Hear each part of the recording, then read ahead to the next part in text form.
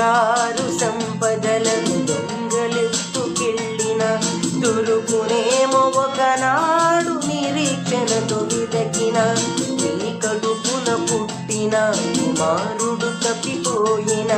నీ కొరకు వస్తాడేమో వెదకుచు ఒక రోజున పరలోకపు దేవుడు నీకిచ్చిన కాలము పరలోకపు దేవుడు నీకిచ్చిన కాలము క్షణమైన వచ్చున పోయిన నీ కాలము క్షణమైన వచ్చున పోయిన నీ కాలము విలువైనది నీ ఆయుష్కాలం